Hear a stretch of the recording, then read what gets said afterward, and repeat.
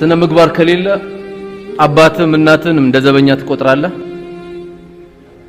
በእኔ እጅ ነው ያሉት ምን ያመጣሉ ትላለህ። አንተም 100 ብር ለመጠየቅ ገና ይንቀጠቀጣሉ። አካውንት አልከፈትክላችሁ የሚያውቁት ነገር የለም። ያማራቸውን ለማግኘት የሆነ ጊዜ ነው የሚያገኙት። አላህ ይጠብቀን። በአመት አንድ ሄደ ነው አገር ቤት መዘየራቸው። ትላንት ያገባህት ሚስትን ግን ደንቁላል ትንከባከባታለህ። ለምን? የለማ ስነ ምግባር። እሷ አንድ አመት ሙሉ ቆጮ ትበላለች ከጓሮ። አንተ ሩዝ ባኒድ አይቀር ጥብሱ አይቀር ምን አይቀር አያንቅም እንዴ? አንድ ሙእሚን ይሄን ያደርጋል እንዴ? አምጣት እንጂ ከአገር ቤት ነይ እናቴ በላት፣ አብሽሪ በላት፣ እቅፍ አርጋት። ቀዳደጣለ የለበሰችውን አሮጌ ልብስ ነይ እናቴ መርካቶ እንውጣ በአላህ ቀልብሽን ደስ ያለሽን። ኡሚ ደስ አለሽ? አው ደስ አለኝ ልጄ። እስቲ ግንባሬን ይዘሽ ዱዓ አርጊልኝ። ዱንያን ተቆጣጣራት። ሁሉ ባንተ እጅ ይሁን። ቀብርን ያሳምርልህ። ካንተ የበለጠ ትልቅ ሰው የለም። ከዚህ የበለጠ ንግድ አለ? ይሄ እኮ ነው ትልቁ ንግድ። ማታውን ስገባ ደውልላት። የዛሬው ትምህርት ቀልብ ከገባ አሰላሙ አለይኩም ኡሚ በላት። አሰላሙ አለይኩም ባባዬ በለው። ምን ነክቶ ደወልክ ይላል ደግሞ አይደል? ደውለን ስለማናቅ አይ ዛሬ ሐዲስ ሰምቻለሁ በለው። ስንቶቻችን ዘይራቸዋለን በቀን? በቃ ሁሌ ሐያታችን ሙሉ እኔ ከሆነ የሚገርመኝ ሐያታችን ሙሉ በቃ ሐቢብቲ ሐያቲ ብቻ ሆነ። ሐቢብቲ እንዴት ነሽ? ሐያቲ እንዴት ነህ? በቃ ከሚስት ጋር ብቻ ነው እንደ ዱንያ ሐያት። ከሚስት በፊት እናትን አይደል እንደምታውቃት? የለም ስነ ምግባር። ከሚስት በፊት አይደል እንደ አባት የምናውቀው? ያ ፖሊስ እያሯሯጠው ደንቦች እያሯሯጡት የትምህርት ቤት መጥቶ የከፈለልህ መቼ ነው የምትዘይረው? አብሽር አባቴ ዱንያ ባይሳካልን ጀነት አለን አብሽር። እኔ ደግሞ ትምህርቴን ሊጨርስ ኢንሻአላህ አስደስታለሁ። ሐጅም ወስዳለሁ። አትውሰደው። ጠገንከው አብሽር አልከው። ስናገባ እናማክራቸው፣ ስንሰራ እናማክራቸው። በቃ ምንድነው ደግሞ ለዚህ ሽማግሌ ይባላል? ላኢላሃ ኢላላህ ኢና ሊላሂ ወኢና ኢለይሂ ራጂዑን። ዛሬ ሽማግሌ እንዲያር ያጣ ነው። አወል ሰልፍ ሁሉ በየመስጊዱ ቀብራል እንዲሄዱብን እኛ ራሳችን እኮ እየተጨነቅን ነው። ለውር ሽምግልና ኒካ ለመሄድ እንደኔ አይነት ወጠጤ ብቻ ነው የሚሄደው። አረባ አላህ ሽማግሌ አርጉ ስንላቸው ከየት እናምጥ ያሉናል። እውነትም የለም ለካ። ያሉትን ደግሞ መንከባከብ አለብን። አብሽር ባባ ማለት አለብን። ይሄን ስነ ምግባር ስላጣን ነው። ገንዘቡ ማግኘት ትፈልጋለህ? ወላሂ እነሱን ዱዓ ጠይቃቸው። በደንብ አዳምጡ ወጣቶች። ኬሚስትሪ ፊዚክስ አስቸግሯል። ወላሂ እነሱ ዱዓ አርጉልህ። እንኳን ኬሚስትሪ ፊዚክስ ይቅርና ሰው የአላህን ከላም 612 ገልጽ በቁርአን በቃሉ እየተሸከመ ነው እኮ አላህ ከፍቶለት 612 ገልጽ በቃል እየታፈዘ ነው። በጣም የሚያጅበው በእኔ እድሜ ሳይሆን በእነዚህ እድሜ እየታፈዘ ነው። በእነዚህ ልጆች እድሜ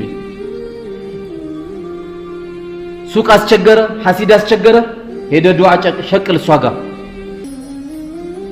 እኔ ሸኽ አለኝ እኔ ጠንቋ ያለኝ አትበላቸው። ሁለቱም አያዋጡ። ያንተ ሸኽ እናት ናት አባት ነው። 1 ኪሎ ስጋ ይዘላት ሂድ፣ ቡና ስኳር ይዘላት ሂድ። እስቲ እናቴ አሚን አሚን ልበልሽ ዱዓ አርግልኝ፣ አባቴ አሚን ልበልሽ ዱዓ አርግልኝ፣ አብሽር በለው።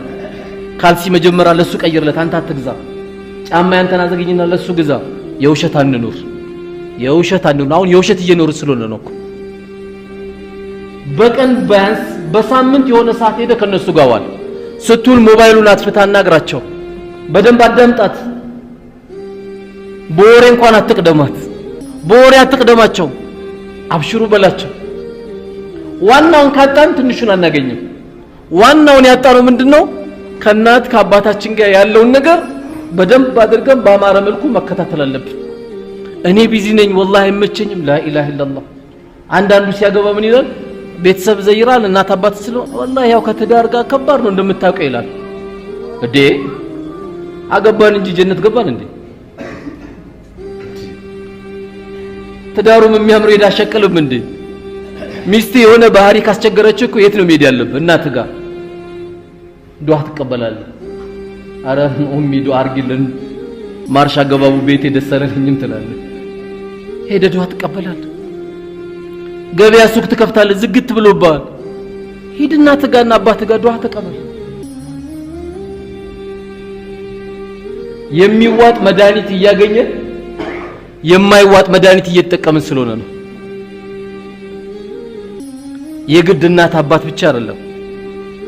አላህ ካጠገባችን ለተለዩት እናትና አባቶቻችን ዛሬ በመናደርገው ዱዓ አላህ ቀበራቸው ኑር አላህ ያርግላቸው፣ የተሻለ ምንጣፍ አላህ ያርግላቸው፣ የተሻለ ቤት አላህ ያድርግላቸው፣ ረውደቱን ሚን ሪያዲል ጀና አላህ ያርግላቸው። ይህ ሲባል ግን ከወንድም ከእህት ደግሞ እንራራቅ ማለት አይደለም። እንደው እንደ ደረጃው እናውራው ለማለት ያክል እንጂ ብናውራው የወንድምም የእህትም አለ።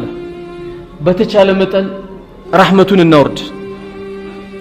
የአላህ ረህመት መምጣት የሚችለው በመካከላችን ስንተዛዘን ነው።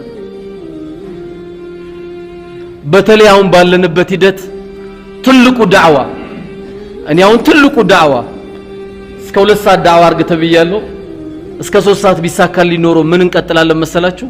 የአካባቢውን ሽማግሌ ሰብስበን አስቤዛ ገዝተንላቸው ብንሸኛቸው ደስ ይለኝ ነበር። የዘመኑ ዳዕዋ ስለሆነ ነው። እንደ ድሮ ደረቅ ዳዕዋ ሰው አይፈልግም፣ በተግባር ነው። ኤሊ ሰላቱ ተቀባይነት የለውም እያለን እኛ ቁም ሳጥናችን ልብሳችን ከሞላ ልጁ ታፋ ይታያል ሰላትህ ተበላሽቷል ብትለው ውሸታም ነህ።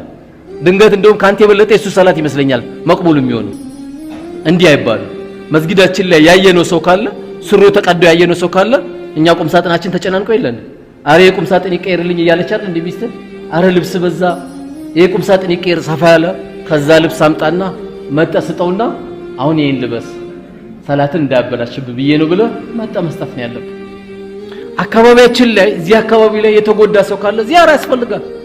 ወአለይሰ ሊልኢንሳን ኢላ ማ ሰዓ ኢላ አላህ የሰው ልጅ ያሳለፈው መልካም ስራ እንጂ ሌላ ምን አለው ይላል። ምን አለ? አንተ ያልሰራኸውን ከልጅ እንዳትጠብቅ እንዳትሳሳቱ።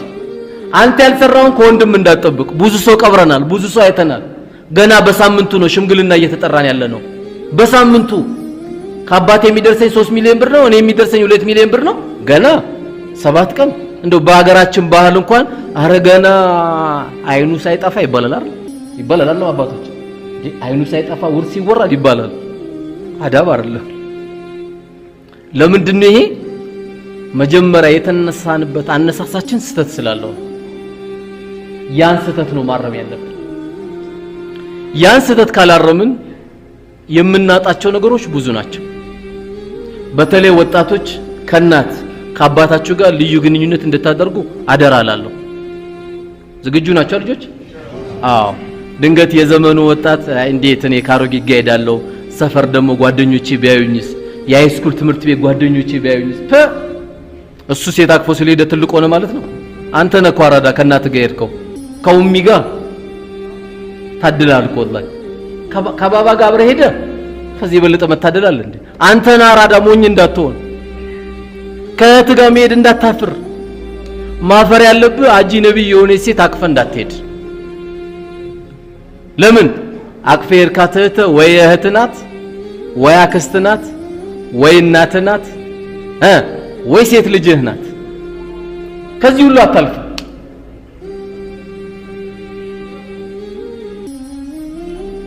ከናትና ከአባቶቻችሁ ጋር ወጣቶች ካሳለፋችሁ ወላሂ ዱንያ አኺራችሁ ስኬቱን ያዛችሁት እናንተ ናችሁ።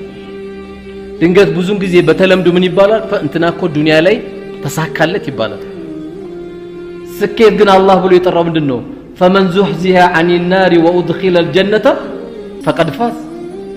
ከእሳት ጠብቆ ጀነትን ያገኘ ሰው በእርግጥም እሱ ነው ስኬታማ ሰው እያለ ነው አላህ። ስኬታማ ማለት ያ ነው እንጂ ስኬታማ ማለት የቤታችን ትልቀት የመኪናችን ስፋት አይደለም። እነዚህ የዱንያ መጠቃቀሚያ ናቸው። ወይ ታገኘዋለህ ወይ አታገኘው። ስላላገኘው የሚገርም ነገር አይደለም። ዱንያ እንደሆነች እኛ 60 እና 70 ምን ሞቶ ይቅርና በኑህ አለይሂ ሰላም ህዝብ የነበሩት ህዝቦች 950 ዓመት ከይኖሩ ነበር እድሜ 1000 ይኖሩ ነበር እድሜ። እንደውም በታሪክ ሲወራ ምን ይባላል? እናቶች አንዳንዴ ሲያለቅሱ ይገኛሉ። ምኖች ሲባሉ ወጣት ልጅ ለጋ ልጅ ሞቶብኝ ነው ይሉ ነበር። ስንት ነው እድሜ ሲባሉ 400 ዓመት። አላህ ያሳያችሁ። 400 ዓመት ወላ ብላ ታለቅስ ነበር። ለምን? የኑህ ህዝቦች 1000 አካባቢ እድሜ ነበራቸው። እነሱም እኮ ለቀቁ ዱንያ። እናቶች ወንድሞች እነሱ እንኳን ተውት 1000 ዓመት የነበሩ ሰዎች ነበሩ እኛውን ዛሬ ማከላችን ጋሽ እንትናን ታውቃቸዋለህ የትኛው ጋሽ እንትናን አውቃቸዋለሁ እድሜያቸውን ታውቃለህ አላውቀውም 80 ናቸው 80 በሉ ጨረሱት እኮ በቃ ዱንያን ሙጭልፍ አድርገውታል ኮሳቸው አይደለም ይባል ይሄ ነው ይባል ግን ሁሉም ምንድነው ሁሉም ዱንያ ነው 1000 የሚኖረው ዱንያ ነው 70 የሚኖረው ዱንያ ነው እቺን ዱንያ ደግሞ እንጠቀምባት ጥሩ ገንዘብ ማግኘት ትፈልጋለህ እናት ጋር ነው ያለው ቁልፉ ሄዳ አስከፍት ዛሬ በትምህርት ከማንም የተሻልክ መሆን ትፈልጋለህ ቁልፍ ያለው እናት ጋር ነው ጥሩ ታዋቂ ነጋዴ መሆን ትፈልጋለህ والله ቁልፍ ያለው እናት ጋር ነው ጓደኞች ያድርግ ከናታችን ጋር ከአባታችን ጋር ጓደኛ ከሆነን والله ትክክለኛ ዱንያ ላይ ያስከው አንተ ጓደኛ አንተ ነህ የለማ ዛሬ ጓደኛ የሆነ የሃይስኩል ትምህርት ቤት ምክክር እያደረግን እያለ ወጣቶችን ሰበሰብኳቸው እስቲ ከመካከላችሁ ለአላህ ብላችሁ የምትወዱት ጓደኛችሁን ንገሩኝ ብዬ ጠየቅኳቸው አላህ ይስጣቸው አልዋሹኝም ምን እንዳልዋሹኝ ታውቃላችሁ والله የፉገራ ነው እንጂ ያለን የእውነት የልብ ጓደኛ የለንም والله ውሸታችን ነው አንዳችሁ አልዋሹኝም የለንም ለአላህ ብላችሁ አላህ የውመል ቂያማ የታሉ ለኔ ብለው የተዋደዱ ብሎ ሲጠይቅ እነዚህ የተዋደዱ ሰዎች ጥላ በሌለበት ቀን ጥላ ውስጥ አደርጋቸዋለሁ ያላቸው ሰዎች እንድትሆኑ እስቲ ማናችሁ ከናንተ መካከል ጓደኛ ያለው ስንላቸው ያው እንብላ እንጠጣ እንሄድ እንምጣ ምናምን ነገር እንጂ የልቤ ጓደኛም ብለው የለኝም አብሽር እናትን አርጋት አብሽር አባትን አርገው ካገኘ ጥሩ ነው ካላገኘ እናትን አርግ ብዙ ነገር የምታገኝባት ስለሆነ ይሄንን ነው መገመት ያለብን ይሄንን ነው ማሰብ ያለብን እንጂ ወንድሞች ለመውረድ ለማነስ አሁን እኮ ዝም ብሎ ከተማ ላይ ራሱ ብጥበጣ ሲነሳ መጀመሪያ የሚያዘው ማን ነው ጸጉሩ ያልተስተካከለ ወዲያ ፖሊስም ይዘዋል ለምን የስነ ምግባር መገለጫ አይደለም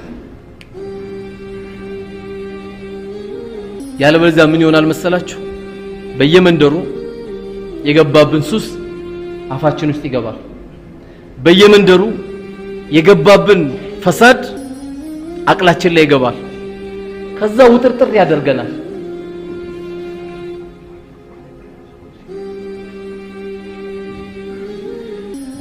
በተቻለ መጠን ወጣቶች እንደ አዲስ ኢንሻአላህ ከመካከላችሁ ጧት መኪና ቢኖረው የሚጠላ ሰው አለ ከመካከላችሁ ጧት ቆንጆ ቤት ቢኖረው የሚጠላ ሰው አለ አለ ወንድሞች ሸጎሌ ያስፈራችሁ የለም አይደል እንደው አለ የሚባል ነገር ጧት ታገኛላችሁ ቢባል የሚጠላ ሰው አለ የለም አይደል ግን ሱብሃንአላህ ሱቢ ከመስገዳችን ፈርዱን ሰላት ከመስገዳችን በፊት የምትሰገደው ሁለት ረካ ኸይሩ ሚነ ዱንያ ወማ ፊሃ ዱንያ ላይ ካሉት ነገሮች ሁሉ የበለጠችው እቺ ሁለት ረካ ናት ፈርዱ እንዳይመስላችሁ ፈርዱ አይደለም ሱናዋ ብቻ ሁለት ረካ ቀብልዩን የሰገደ ሰው ኸይሩ ሚነ ዱንያ ወማ ፊሃ ስለዚህ እቺ መኪና ማግኘት ይፈልግ ሐያ አለ ሰላህ الصلاه خير من النوم ወርውረው ብርድ ልብሱ ወርውረው ገና አንተኛ ይል እንደ ብዙ አመት ገና አንተኛ ያለን እኮ የረጅም ጊዜ ምንተኛበት መኝታ አለ እኮ ወርውረው ብርድ ልብሱ ነው አንተ ማታ ዘክረብ ሱናውን ጠብቀ ተኛ ሞባይል መሙላት ካንተ አይጠበቅም አዛን ትሰማለህ ከአዛን በፊት 10 ተኩል ትነሳለህ 10 ሰዓት ትነሳለህ አላህ ከወፈቀ ረካዓቴን ስገድ ጌታዬ ወይዘንልኝ በል ከርካሽ ነገር ጠብቀኝ በል ከዚሁ ከተንቀሳቀሳችሁ والله ነገ ደርሱበታላችሁ ነብዩና አለይሂ ሰላቱ ወሰለም እኮ አላህ ለነብይነት ሲያጫቸው በልጅነት እንኳን ሰርግ ቤት ሄደው ሰርጉን ለማየት ሲሄዱ ሙዚቃ እንዳያዳምጡ ሰርግ ቤት አጠገብ እንዲተኙ ነው አላህ ደረጋቸው ፕሮግራሙ ሲያልቅ ነው ከእንቅልፍ የነቁት ሙዚቃ እንዲያዳምጡ አላህ ፈለጋቸው ሙዚቃ ለምን የሸይጣን መሳሪያ ነው የሸይጣን መሳሪያ ነው አንዳንድ ወጣት ሙዚቃ አዳምጦ ያለቅሳል አይደል? ምን ሆንክ ስትለው አያውቀውም እሱ ራሱ። ግን ያለቀሰው ለምንድነው? ለሴት ብቻ ስለተዘፈነ ነው። አረ ያፈቀርካት ካለ እንኳን ኒካ እንሰርልኝ ብትለው ወላሂ አያውቃትም። የዚህ አይነት ወጣት አለ። ዝም ብሎ ለምን? የሸይጣን ጉድጓታ ስለሆነ። ጤነኛውን ሰውዬ እኮ የሚያዘልለው ሙዚቃ ነው። አንድ ሙእሚን ደግሞ ሙዚቃ ያዳምጥ። አንድ ሙእሚን ወላሂ ሙዚቃ ያዳምጥ። መገለጫው አይደለም ማር እያለ ቁርአን ማር ሰው ማር እያለ እሾካ ውስጥ ይከታል። ሙእሚን እጁን ከቶ የቴፕ ሙዚቃ ያከፍት አያደርገው። አላህ እኔንም እናንተም ከሙእሚኖች አላህ ያርገን። ያው እኔ ሳስታውስ እኔ ጥሩ ነኝ ብዬ ሳይሆን እናንተ ላይ በመጮዬ ነፍስያዬ ላይም እየጮኩባት ነው። ንጹህ አላህ ብቻ ነው። ግን ከፍ ማለት እንፈልጋለን። ምኞታችን ከፍ እናርገው። ምኞቱን ከፍ አርጎ ወጣቱ ደግሞ ለመድረስ ሲፈልግ ርካሽ ነገሮችን ሁሉ መተው አለበት። እኔ 3 ሴት ጠብሼ ይላል አንዳንዱ፣ እንደ ጀብድ ነው የሚያወራው። 4 ሴት ጠብሼ ይላል። 4 እህቶችን ነው ከጠባበሳቸው። ሊያምህ ነው የሚገባ። 4 ለኒካ ያሰብካቸው እህቶችን ነው ከቆራረጣቸው። ይሄን ነው ከነገረ ታዚያ ነው ከነገረ። ለዚህ ነው እኮ ነብዩ ጋር አለይሂ ሰላቱ ወሰለም አሁን የመስጊድ ኢማሞቻችን ጋር መጣችሁ። የአንድ መስጊድ ኢማማችን ነው ጥያቄ ልጠይቆት ነው። ምን ፈለክ ልጄ? እንደው ዚና እንድሰራ ፍቀዱልኝ ብትላቸው ምን ነው የሚሉ? በኹጥባ እንጨት ነው አይደል የሚመጡ? በኹጥባ እንጨት ነው የሚያሳድዱ ከመስጊድ። ግን ይሄ ጥያቄ ነብዩ ጋር አለይሂ ሰላቱ ወሰለም መጥቷል። ዚና እንድሰራ ፍቀድልኝ ብለው አልተቆጡትም አላሉትም። ሹፉ የሚገርም ጥያቄ ነው የጠየቁት። ና አሉት። ልጠይቅህና የጠየቅከውን ጥያቄ ፈቅድልሃለሁ አሉት። ይሄ እናንተ የምትጠይቁት ነው። አንድ ሰው መጥቶ አንተ ጋር አሉት እህትን ዚና ቢጠይቀ ምን ትለዋለህ አሉት። አረ እንዴት ይጠይቀኛል አለ። ተቆጣ። እሺ እናትን ቢጠይቅስ አሉት። ፊቱ እየጨመረ መጣ ቁጣው። ሴት ልጅንስ ቢጠይቅ አሉት። በጣም ባሰበት። እንዴት ይጠይቀኛል አለ። በላሉት የአላህ መላእክተኛ አንድ ሴት እኮ ለዚና ስትጠይቃት ወይ እህት ናት ወይ ሴት ልጅህ ናት ወይስ እናት ናት ሲሉት ሳይኮሎጂካሊ ያስተማሩት ነገር በጣም ረበሸው። ከዛ ምን አለ? ቀደም ዚናር ላይ ጠየቀው። አንቱ የአላህ መላእክተኛ ሆይ ይሄን ቆሻሻ በሽታ እንዲያነሳልኝ ደግሞ አላህ ለምኑልኝ አለ ብሎ ጠየቃቸው። ና አሉትና እጃቸውን እዚች ጋር አደረጉለትና ዱዓ አደረጉለት።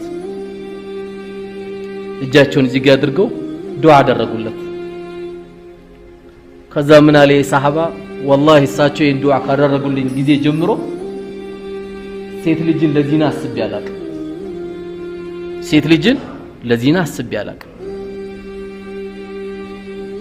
ለ5 ደቂቃ ለ3 ደቂቃ ደስታ ሁሌ ሰላም ታጣለህ። ለምን? የቀልብ ብርሃን ይወሰዳል ዚና ካለ። ፊት ራሱ ኑር ይጠፋል። ጭንቀት ነው በቃ። ከወዛደር ትጣላለህ፣ ከኒስትሮ ትጣላለህ። ከማትጣላው ሰው የለም በቃ መንገድ ላይ ከሁሉም ነው የምትጣላው። ለምን? ውስጥ ተጨንቀዋል። ዚና እንደዚህ ነው። ቀብርም ጥበቱ በዚና የተነሳ ነው። ስለዚህ ወንድሞች ከፍ ማለት ከፈለግን አላህ ባዘዘን መንገድ እስከሄድን ድረስ ወላሂ ሁሉ ጊዜ ከፍ ነው የምንለው። አላህን ይዞ ዝቅ የሚል ማንም የለም። ሁላችንም ከፍ ማለት የምንችለው ከዚህ መንገድ ውጪ አማራጭ ያለን ሰዎች አይደለም። ስለዚህ ወንድሞች፣ ወጣቶች ሌላው በመጨረሻ መመክራችሁ ነፍሴንም መመክራት በተለይ አባቶችም ወጣቶች እንድናጣቸው ካደረጋቸው አንዱ ምክንያት አንዱ እዛ ራት ይበላል፣ አንዱ እዚህ ራት ይበላል። ማን ይብላ ማን አይብላ፣ ማን ቢስሚላህ ይበል ማን እየዘፈነ ይብላ አልታወቀም። ምግብ ሲበላ በአንድ ቤት ገልበጥ አርጋችሁት ብሉ። በሁለት ጉንጭ የበላው ማን እንደሆነም ታያላችሁ፣ በአንድ ጉንጭ አርግ ትላላችሁ። ስጋ እየሰረቀ በጣም የሚያስቸግረው ደግሞ ካለ ቆይ ለወንድሞች ማካፈል ትለዋለህ። ቢስሚላህ ካለ ቆይ ዱዓ አድርግ ትለዋለህ። ከዛ በምንበላው ምግብ ሳይሆን ጥቅሙ ትልቁ ጥቅም ምንድነው ከተባለ ትልቁ ጥቅም በቤተሰብ መካከል ፍቅር ያመጣል። ለምሳሌ አሁን ምንበላው ራት አላህ ለመብላት ያብቃንና ምንበላው ራት የዛሬውን የተመካከርነው ምክር ብናወራ አተረፈን ማለት ነው። ስለዚህ አላህ ብሎ ሰጧችሁ ዘመናዊ ቤትም የሰራችሁ ወንድሞቼ አደራ ምላችሁ ከናንተ ጋር ይብሉ ራት። ይሄ ጎረምሳ ነው 19 ዓመት ሞልቶታል ምን አገባኝ አይባልም። ኒካ አስሮ አልወጣም። ይሄ ልጅ ኒካ አስሮ ይሄ ልጅ አልወጣም። ኒካ አስሮ እስኪወጣ ድረስ ይሄ ልጅን በእናንተ ስር እስካለ ድረስ በመመካከር ፊታቸውን በማየት ዛሬ በሐሽሽ ነገር አፋቸውም ሲታይ በጣም ከባድ ነው። ፊታቸውም ሲታይ በጣም ከባድ ነው። ነገ ደግሞ ምን ሊመጣ ይችላል? ይሄንን ተጠንቅቀን ኢንሻአላህ በእንደዚህ መልኩ ዛሬ ሁሉም ነገር መጥቼ ሁሉም ነገር ማፍሰስ አለብን ብለን አናስብም። ነብዩም አለይሂ ሰላቱ ወሰለም በየቀኑ በየሰዓቱ ዝም ብሎ ሰሃቦች ላይ መልእክቶችን አይናገሩም ነበር። ከቀንም ከሰዓትም እያዩ ነበርና የሚያደርጉት። ኢንሻአላህ የዛሬው ስንቃችን ለእድሜ ልካችን አላህ ስንቅ ያደርጋት። እዚህ ቦታ መርጦን ምድር ላይ አለ ከሚባል ምርጥ ቦታ መርጦን ላመጣን ጌታና ላሰባሰበን ጌታ ሁላችንም አልহামዱሊላህ እንበል። አልহামዱሊላህ አልহামዱሊላህ። የዚህ ቤት ፍቅር አላህ ይስጠን። ዱንያን ስለቃት ከዚህ ቤት ምን ለቅ አላህ ያርገን። ሐያ አለ ሰላት ሲባል አንጀታችን የማይችል አላህ ያርገን። ሮጠን ወደ መስጊድ ምን መጣ አላህ ያርገን። ለትውልድ ምን ተርፍ ሰዎች አላህ ያርገን። እዚህ ቤት ተሰባስበን ሐዲስ እንድናወራ ላደረጉ ላመላከቱ መሬቱን ለሰጡ አንድ ጠጠርም ለጣሉት ሁሉ ዱንያም ላይም ካሉ አላህ የተሻለ ሐያት ያርግላቸው። ቀብር ላይም ገብተው ከሆኑ ያማረ ቀብር አላህ ያርግላቸው። የተሻለ ቀብር አላህ ያርግላቸው። ረውደቱን ሚን ሪያድል ጀና አላህ ያርግላቸው። ቤቱ ያማረላቸው ቤት አላህ ያርግላቸው። እቺን ቤት ያስገነባ ሰው ሁሉ የአጅሩ ተካፋይ አላህ ያርገው። እኛም ይሄን ቤት ሰርተው ከሚሄዱት አላህ ያርገን። የኸይር አድናቂ ሳይሆን ኸይር ነገርን ሰክተው ከሚሄዱ ሰዎች አላህ ያርገን። እዚህ ቤት እንደሰበሰበን ጀነት ውስጥ ከምንሰባሰቡ ሰዎች አላህ ያርገን። አገራችንም አላህ ሰላም አላህ ያርግልን። ተፈናቅለው የመጡ ለሞቻችን ሁሉ በሰላም አገራቸው አላህ ያስገባቸው። አባቶቻችንም አላህ ያቆይልን። መስጊዳችንም ተለይተውን ወደ ቀብር የሄዱትን ሁሉ አላህ ይቅር ይበላቸው፣ አላህ ይዘንላቸው። እኛንም ኻቲማችን አላህ ያሳምርልን። ስንኖር በሸሃዳ አላህ ያርግልን። መጨረሻችንን በሸሃዳ ዱንያን ለቀው ከሚሄዱ ሰዎች አላህ ያድርገን። ተሳስቼ ከሆነ ከነፍሴና ከሸይጣን ነው፣ ትክክል ከሆነ ከአላህ ነው። በቀጣይ ሌሎች ፕሮግራሞች አላህ ፍቆን እስከምንገናኝ የዛሬውን ፕሮግራም በዚሁ እንጨርሳለን። ወሰላሙ አለይኩም ወራህመቱላሂ ወበረካቱሁ።